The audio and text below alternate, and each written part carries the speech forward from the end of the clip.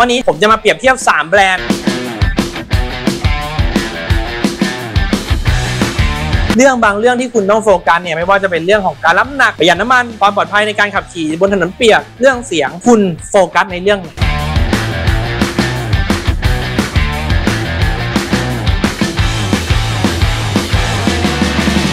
สวัสดีครับวันนี้นะครับไทยบิดคอมแพร์นะครับวันนี้เราไม่ได้มารีวิวยางนะครับแต่ว่าเราจะมาเทียบหมัดต่อหมัดสำหรับยางรถกระบะนะครับว่าเฮ้ยกระบะที่สำหรับใช้บรรทุกของเนี่ยยี่ห้อไหนดียังไง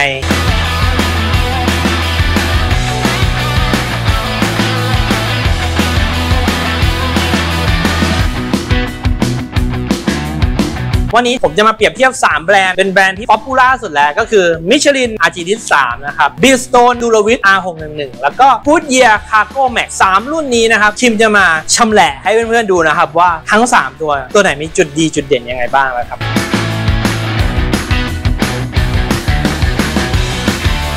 สิ่งที่คิมจะมาเปรียบเทียบจริงแล้วมันก็จะเป็นเรื่องของ1แหละเรื่องการรับน้ำหนักเนาะเพราะว่าเราใช้รถบรรทุกของสินค้าเนี่ยเรื่องการรับน้ำหนักก็เป็นเรื่องแรกส่วนที่2ก็คือเรื่องของการประหยัดน้ำมันส่วนที่3การระบายน้ำการรีดน้ำครับอย่างสุดท้ายที่คิมจะมาคอมแพร์เนี่ยก็คือเรื่องของเสียงนะว่ายาง Michelin Bridgestone Goodyear ที่เป็นแบบป๊อปปูล่าจริงๆสำหรับยางกระบะรถบรรทุกเนี่ยมันแตกต่างกันขนาดไหน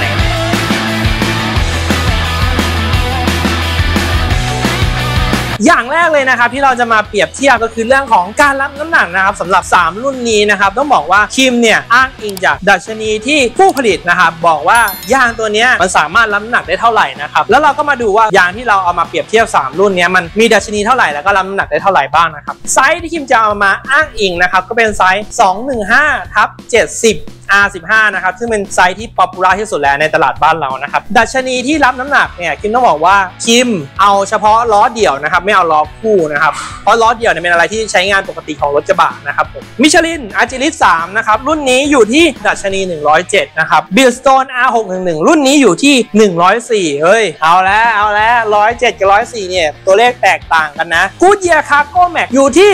107นะครับก็เทียบเท่ากับมิชลินซึ่งดัชนีรับน้ำหนักเนี่ยผมต้องบอกงี้ครับว่าถ้าเราไปเปรียบเทียบตามตาราง104มันเทียบเท่ากับ950กิโลต่อเส้น107เนี่ยเท่ากับ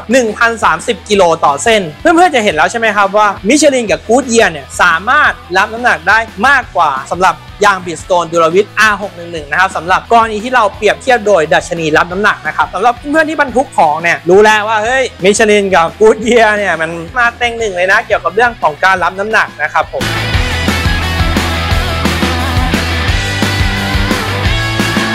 ถ้าเรามาคำนวณกันนะครับสำหรับ4เส้นอย่างมิชลินกับGoodyearเนี่ยก็อยู่ประมาณ4 ตัน 1ถ้าอย่าง Bridgestoneเนี่ยก็อยู่ประมาณ3 ตัน 8มีส่วนต่างอยู่ประมาณ300กว่าโลสมมุติว่าถ้ารถกระบะเพื่อนๆรวมข้องเนี่ยอยู่ประมาณ1 ตัน 8อย่างยาง Bridgestoneเนี่ยคุณก็ใส่บรรทุกเต็มเลยได้2 ตันเต็มเลยแต่ว่าถ้าคุณไปเลือกใช้มิชลินกับ Goodyearเนี่ยคุณก็อาจจะใส่ได้อีก2 ตัน 3ถ้าสมมติว่าน้ำหนักของคุณเนี่ยมันเยอะคุณก็เลือกถูกแล้วว่าอย่างน้อยๆยางมันก็สามารถรับน้ำหนักได้ดีกว่าต้อง300โลอ่ะมันก็ต้องเลือกมิชลินกับ Goodyear นะแต่ถ้าบรรทุกไม่เกิน2 ตันก็ Bridgestone ก็สามารถใช้งานได้ไม่ได้มีปัญหาอะไร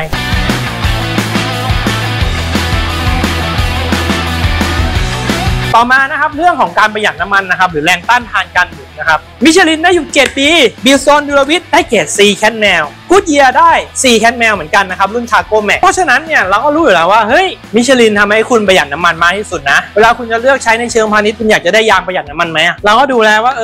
มิชลินมันเป็นต่อว่ะน่าสนใจนะแต่ Bridgestone กับ Goodyear ได้เกรด C ถามว่าเฮ้ยมันแตกต่างกันอยู่เลนจ์นึงเนี่ยจริงมันไม่ได้แบบโอ้โห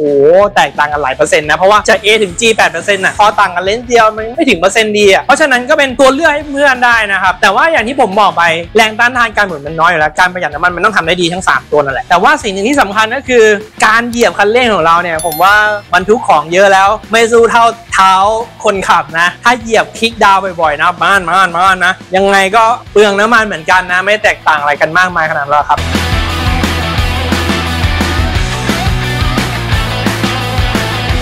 ส่วนต่อมาเรื่องเบรกบนถนนเปียกอันนี้เป็นเรื่องของความปลอดภัยนะเพราะว่าเราขนของจริงๆบางทีของมันแพงกว่าตัวรถเพราะฉะนั้นเนี่ยเรื่องความปลอดภัยบนถนนเปียกเป็นสิ่งสำคัญอย่างมิชลินเนี่ยได้เกรด A เลยนะ Bridgestone Duravit R611 ได้เกรด C Goodyear Cargo Max ก็ได้เกรด C เราก็เห็นความต่างนะเพราะฉะนั้นเนี่ยมิชลินก็ยัง ถือว่าดีที่สุดนะสำหรับเรื่องของการรีดน้ำบนถนนเปียกนะหรือว่าจะเรียกว่าเบรกบนถนนเปียกก็ได้ก็ถือว่ามิชลินก็ตอบโจทย์มากที่สุดนะในเรื่องของการเบรกบนถนนเปียก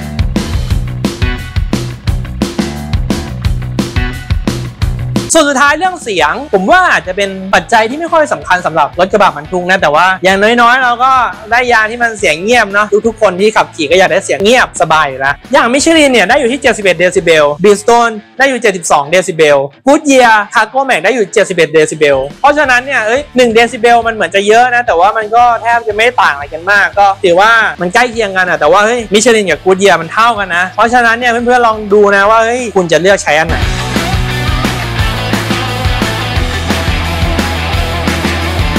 เรามาสรุปกันเลยมัดต่อมัดนะครับสำหรับยางมิชลินอาร์จิลิส3 Bridgestone Duravis R611 Goodyear Cargo Max นะครับในเรื่องแรกนะครับเรื่องรับน้ำหนักนะครับมาดูเลยนะครับในตารางนี้นะครับผมมิชลิน Goodyear นะครับได้อยู่ที่ตัน30ส่วนยาง Bridgestone ได้อยู่950กิโลนะเพราะฉะนั้นเนี่ยเพื่อนๆที่ใช้บรรทุกมิชลินอย่าง Goodyear นะอาจจะตอบโจทย์เพื่อนๆสมมติถ้าบรรทุกเกินกว่า2โลไปหน่อยๆอะไรเงี้ยนะส่วนที่2เรื่องประหยัดน้ำมันผู้ชนะวันนี้ก็คือมิชลินนะได้อยู่เกรด B Bridgestone Duravis R611 กับ Goodyear Cargo Max ได้เกรด Cก็ไม่ได้น่าเกลียดถือว่าดีเลยพอๆกันนะครับส่วนเรื่องระยะเบรกมิชลินก็ยังชนะอยู่นะครับก็ได้อยู่เกรด A เลยส่วน Bridgestone Duravis R611 กับ Goodyear Cargo Max ได้อยู่เกรด C นะครับผมส่วนสุดท้ายก็คือเรื่องของเสียงนะมิชลินกับ Goodyear มาเท่ากันนะครับอยู่ที่71เดซิเบลแล้วก็ Bridgestone มาอยู่ที่72เดซิเบลนะครับผมดูจากตารางเพื่อนๆก็จะรู้แล้วแบรนด์ไหนเนี่ยมันตรงกับการใช้งานของเรามากที่สุดนะถ้าดูตามสเปคเนี่ยก็คงมิชลินแหละแต่ว่ามันก็มีปัจจัยอื่นประกอบอีกเพราะว่าเชิงพาณิชย์เนี่ยเราก็ต้องดูเรื่องราคาด้วยถามว่า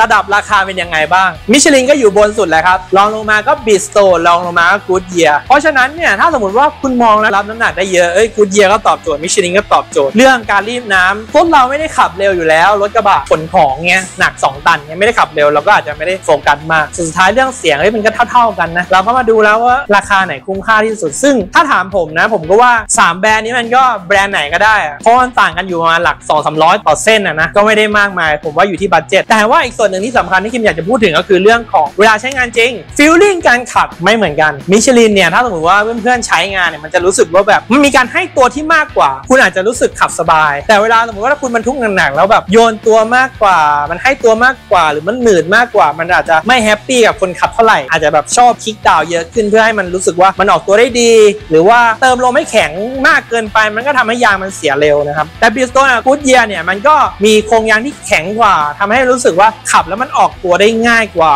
การทรงตัวมันนิ่งกว่ามันก็อาจจะตอบโจทย์คนอีกประเภทหนึ่งเพราะฉะนั้นเนี่ยผมว่าจริงๆแล้วด้วยราคาที่มันแตกต่างกันอยู่ประมาณ 200-300 ต่อเส้นเนี่ยฟีลลิ่งการขับขี่ก็เป็นสิ่งหนึ่งที่คิมอยากจะบอกว่ามันทำให้คนขับรู้สึกมั่นใจนะเวลาขับขี่หลายๆท่านก็เลือกใช้ยาง Bridgestone เพราะว่ารู้สึกว่าขับขี่แล้วมันแบบโอเครู้สึกว่านิ่งกว่ามันออกตัวได้ดีกว่าซึ่งถ้าบรรทุกไม่เกิน2ตันผมว่าก็ตอบโจทย์เพราะว่าเนื้อยางก็ค่อนข้างทนมากๆนะสำหรับเพื่อนๆนี่งบประมาณจำกัดหรืออยากลดเรื่องค่าใช้จ่ายแรกผมว่า Goodyear Cargo Max ก็ตอบโจทย์เพราะว่าสเปคยางก็ไม่ได้น่าเกลียดเลยไม่ได้ด้อยกว่ามิชลินหรือ Bridgestone เลยนะหรือว่าถ้าใครแบบว่าผมเป็นผู้ขับขี่เองเป็นเจ้าของธุรกิจเองอยากได้ยางนุ่มสบายเสียงเงียบประหยัดน้ำมันก่อนถนนดีคุณใช้มิชลินอาร์จิลิส3เนี่ยก็ตอบโจทย์เพราะว่าจริงๆแล้วทั้ง3รุ่นนี้คือตอบโจทย์ทั้งหมดแต่คิมแค่มาเปรียบเทียบมาต่อมาเรื่องบางเรื่องที่คุณต้องโฟกัสเนี่ยไม่ว่าจะเป็นเรื่องของการรับน้ำหนักประหยัดน้ำมันความปลอดภัยในการขับขี่บนถนนเปียกเรื่องเสียงคุณโฟกัสในเรื่องไหนคุณก็เลือกเอานะครับวันนี้ผมไม่ได้บอกว่าแนะนำไม่ใช้Bridgestoneดีกว่าอาร์จิลิสดีกว่าแนะนำไม่ใช้Goodyearดีกว่าแต่วันนี้คิมแค่มาเปรียบเทียบให้เพื่อนๆดูนะครับว่าคุณจะเลือกใช้อะไรกัน